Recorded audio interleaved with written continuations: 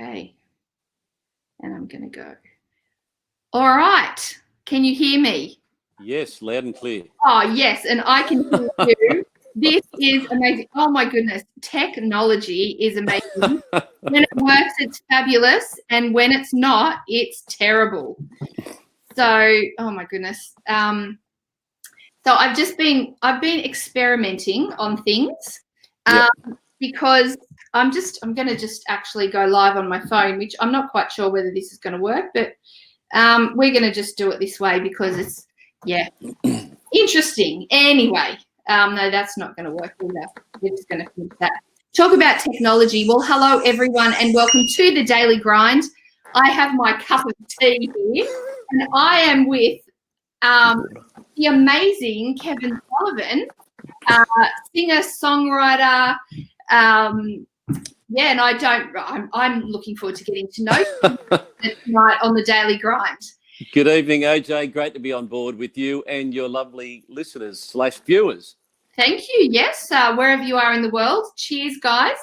Lovely to have you on. Now, I am buzzing tonight because our little virtual choir project for the National Anthem just got its own story on Channel 7.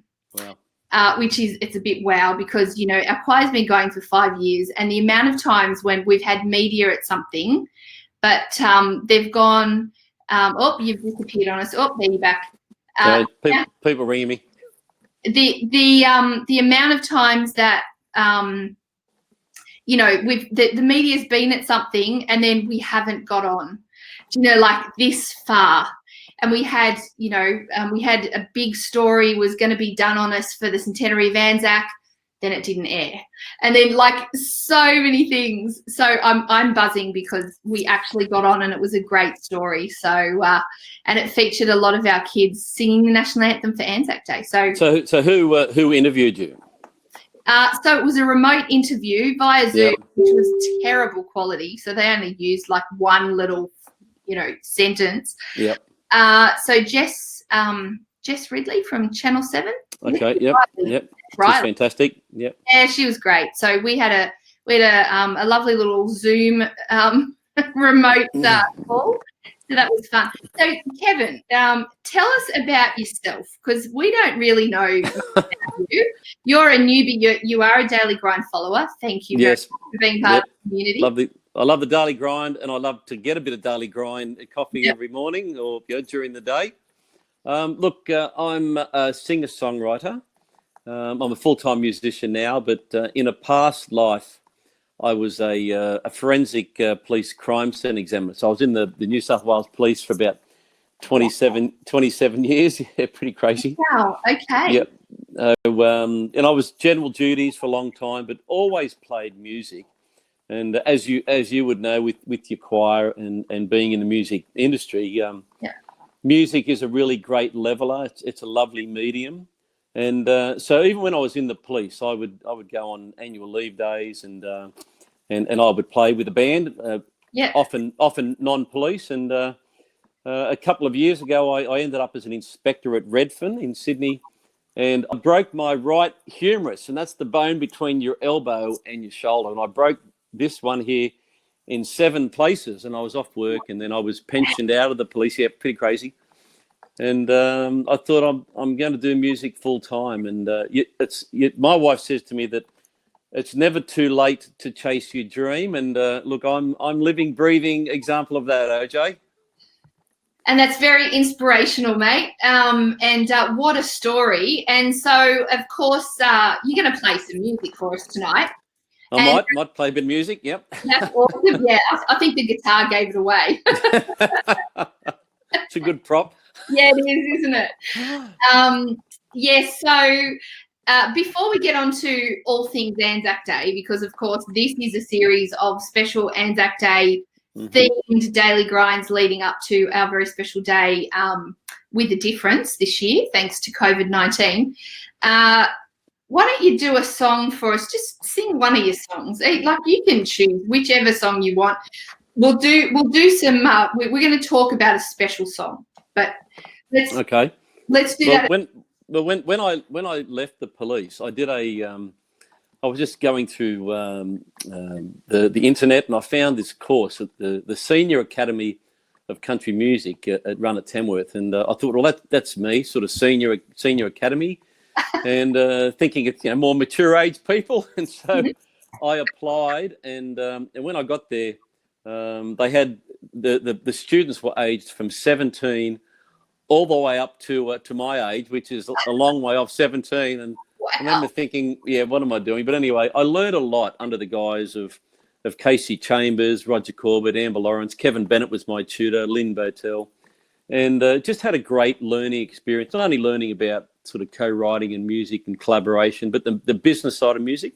Yeah. So I recorded a song that I'd written some years ago called Outback Australia, because I used to travel when I was at Burke. I travelled for about 18 years through the Outback, just raising money for the Flying Doctor. And so I played all through Outback Australia, and I wrote this song, and I was lucky that Kevin Bennett and Lynn Botel sang backing vocals. And it was my first single, and it's from my album Belonging, which is an album I released in 2018. And it goes something like this. I've been away from home too long, seen all the sights, I've heard the songs, but the place that is calling me is where we all should be, talked about in Dreamtime by the Aborigine. Follow me, I'll tell you where to go. I'm going outback Australia. I'm going outback Australia. Where friends, they will shake your hand, they'll always say good day. They'll wave as you're passing through, they'll help in every way. And one day they will welcome you, and one day you will say, I'm going outback Australia. They say in Rome, you do as Romans do.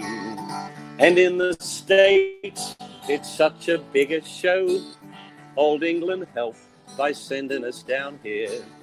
And now we laugh our grins from ear to ear. You know where I'm going, OJ? I'm going outback Australia.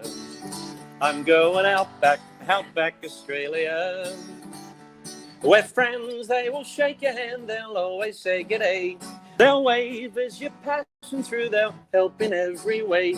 And one day they will welcome you, yes, you will certainly say, I'm going outback Australia. So tell your friends this place that you have found, and tell the world it's better than it sounds. Say, come and see, our country's best by far. You'll find me there, where? Outback Australia. I'm going outback Australia. I'm going outback Australia. Where friends, they will shake your hand, they'll always say g'day. They'll wave as you're passing through, they'll help in every way. One day they will welcome you, and one day you will say, I'm going outback Australia. I'm going outback Australia. I'm going outback Australia. I'm going outback Australia. See you there.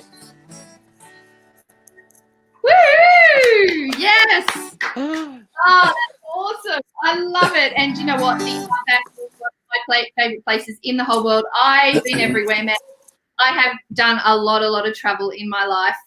But not only do I still call Australia home, but give me the Outback any day. And the funny thing is, and you've travelled a lot overseas, as I have, and look, there's some beautiful places in the world, but wow, isn't it always good to be back home in Australia, even Outback Australia, which is really lovely. So and I think there's something special about the Outback, and I think there really is. And I'm going to say something really controversial for city folk here, but look, I grew up in the burbs. I was born in Lismore, so I say I'm a country girl at heart. Grew up in the southern suburbs of Sydney, the Shire, if you don't mind, of Jen Hawkins. Yep. Not the Shire as in the TV program, thank you, even though they're one and the same, but we won't go there. But you know, I've always loved the Outback. We've travelled in the Outback, you know, and there's just something special. And I believe that the spirit of Australia lives in the Outback. It's alive and well. I think more so than in the cities. You've just got to go out back to just get that good old-fashioned feeling. It's very true. And like I said, I've played, in Aminka, I played the Birdsville Races. I took a band out there in 2013 and played the Birdsville Races, and that's just like another world, just so fantastic. And in Aminka to down through South Australia and up in the Territory. So there's just so many wonderful, and the people are so helpful in the outback. Yeah. They really are lovely. That country sort of spirit is alive and well, isn't it? Absolutely. So give me one story. What is the one story you have to tell us about a performance in the outback? Like, I know you've got many, but just pick one. Look, just unforgettable. there are a lot, but this one particular year, we were doing this track, and it's a 2-week rally.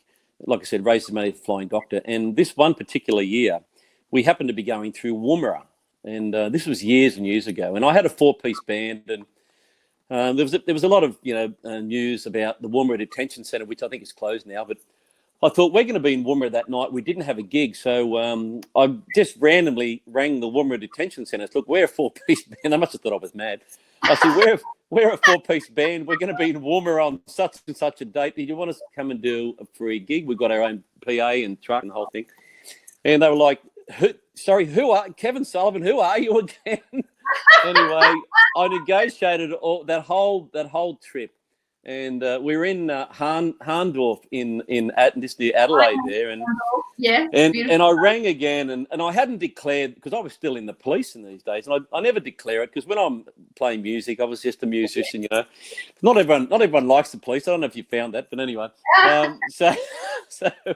but they are your friends, So I rang, and the guy said, okay, and I said, look, I'm actually a policeman in Sydney. And he said, can you be here at 4:00? So we got to the Woomera Detention Centre. There was about 70 people there from all over Iran, Iraq, Afghanistan, and they were in the room, and we just played a free gig for them, and it was only males, aged from probably 17 to 70, and at the end of each song, they just clapped so much. Like, it was quite funny, really. Every song you think like, wow, and they clapping, and at the end of it, they all lined up and individually in broken English shook hands and said, look, thank you for your time. And it was just a very, very wonderful gig, and it was a very different experience. And it was just a nice gig to do. So lots of fun experiences, but that one always stands out for me. Oh, I love it. Well, I mean, speaking of travel and, going to other parts of the world, you and I have also both travelled to somewhere very special in relation to Anzac Day, and we both have service and sacrifice, at our heart.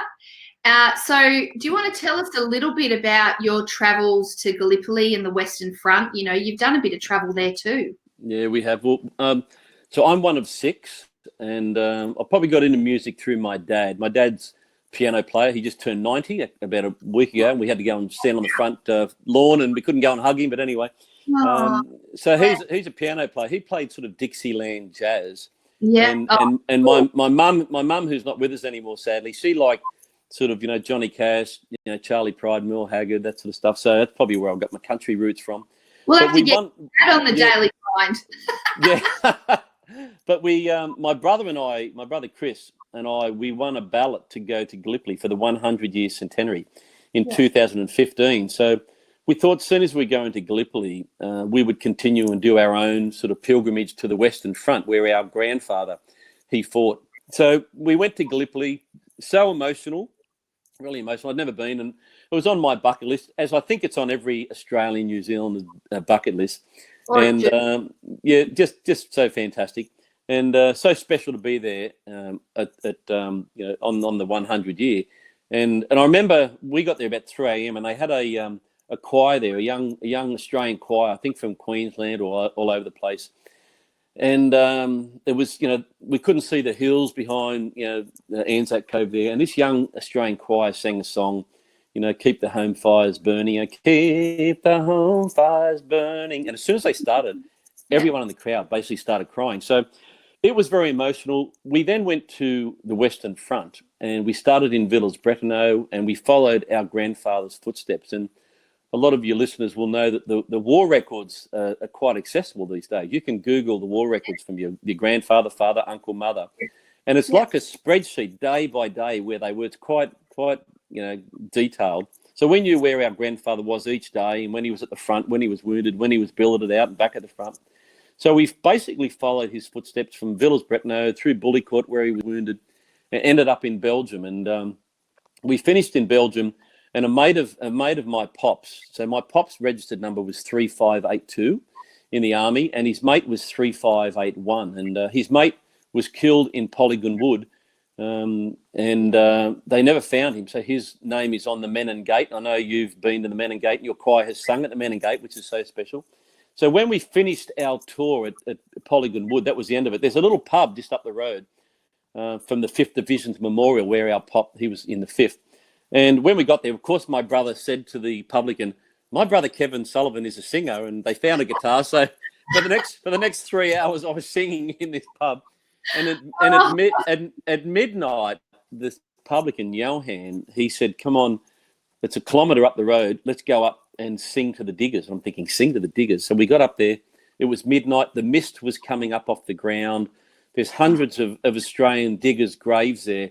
And we stood underneath the memorial to the 5th Division. And Johan said to me, Kevin, they're all listening. Sing them Walsey Matilda. And I'm thinking, oh, it was just spine tingling. Oh, it was crazy. It's crazy. So I sang Walsey Matilda, and I honestly believe, OJ, that the diggers were listening and singing along with me. It was just a very emotional time. And and my song Pilgrimage, which I released and wrote about that, the single cover, if you look at it on Spotify or iTunes, is a photograph I took of the 5th Division's memorial, which is where I sang that song. So I sing at the dawn service in Gerringong, which is on the south coast of New South Wales.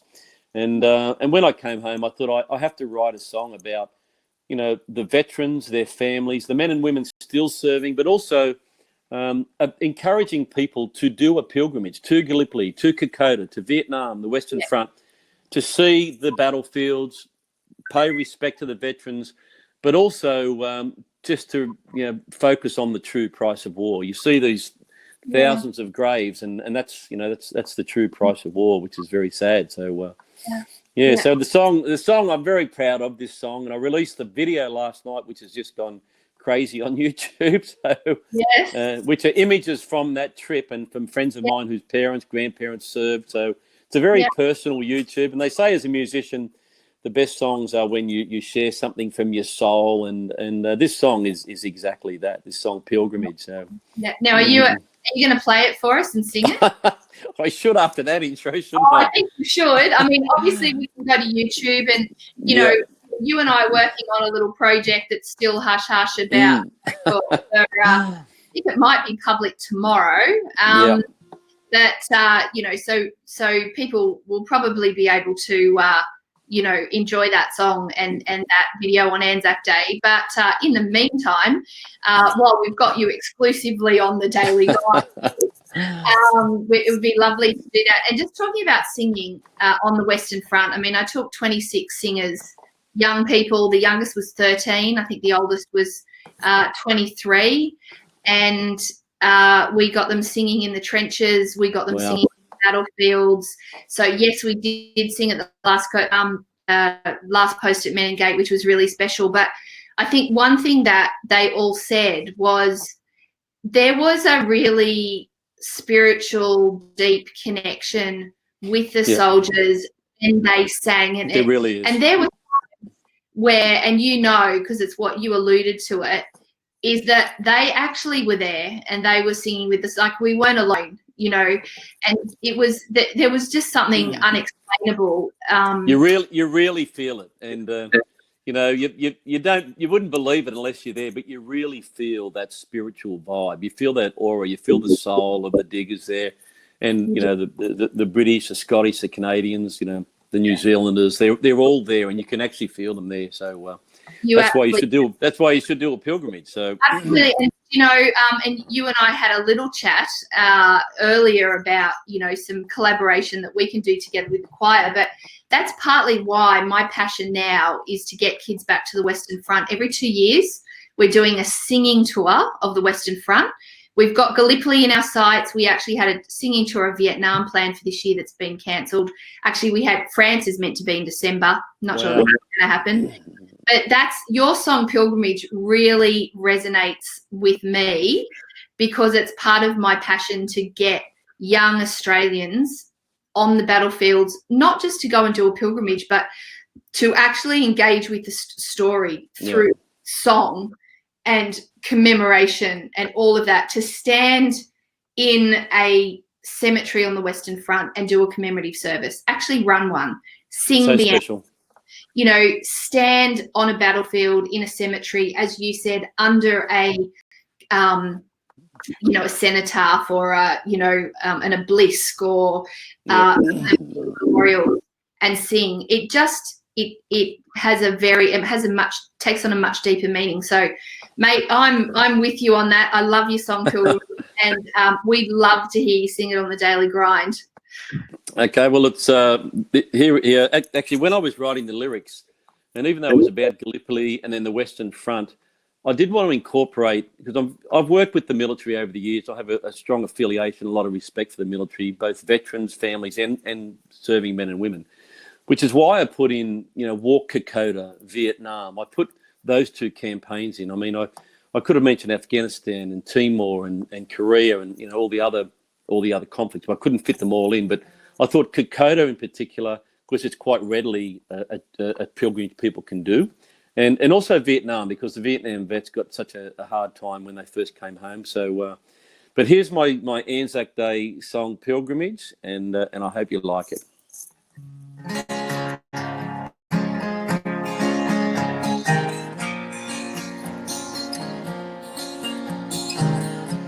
He stands to attention. The bugle sounds the ode. His medals worn so proudly, not a whisper in the crowd. He watches as the slow march of the catafalque parade.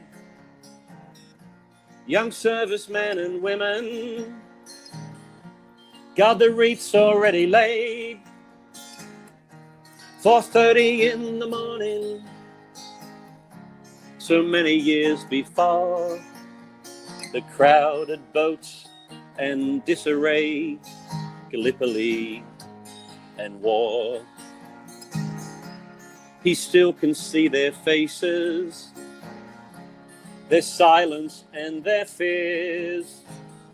When he hears the last post played, his eyes they fill with tears. But in the towns and cities, at memorials far and near, they say the words, lest we forget, on Anzac Day each year. That's why we should travel on a pilgrimage, please go. Let your fingers feel the sands on the beach at Anzac Cove. Walk Kokoda, Vietnam, or the Western Front of France. And when you see the men and women of the military shake their hands. My brother stood beside me, 100 years had passed. We joined so many pilgrims, hoping each war was the last. We hadn't been conscripted, but a ballot we had won. We stood in solemn silence where that battle had begun. A service to commemorate the Anzacs and the Turks, with the unknown soldier's tomb that lies beneath this hallowed earth. That's why we should travel On a pilgrimage, please go. Let your fingers feel the sands on the beach at Anzac Cove. Walk Cacote to Vietnam or the Western Front of France. And when you see the men and women of the military, shake their hands. Gallipoli was one campaign, but there's been so many more. I pray one day our children learn the price of all these wars. Yes, that's why we should travel. On a pilgrimage, please go. Let your fingers feel the sands on the beach at Anzac Cove. Here at this dawn service, near a tree grown from lone pine, lest we forget their sacrifice, we will remember them. Lest we forget their sacrifice, we will remember them.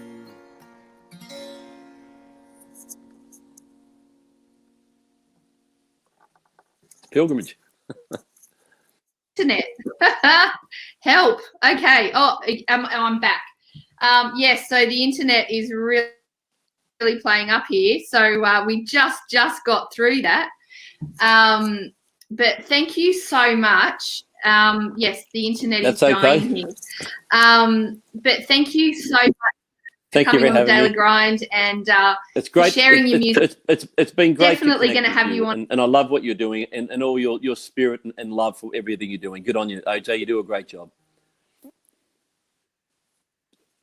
Thank you, Kevin. And of course, go to YouTube, look up Kevin Sullivan Pilgrimage. It's up there. I checked before the Daily Grind. Yeah, go and check it out. And don't forget to do what you're going to do for Anzac Day. Go and stand in your driveway, light a candle, play the last post, sing the last post, watch it on telly, and of course there's lots of things going on. So stay connected. OJ's The Daily Grind will keep you informed, but also the Aussies and Kiwis for Anzacs. Go and join that group if you haven't already, and they will, yeah.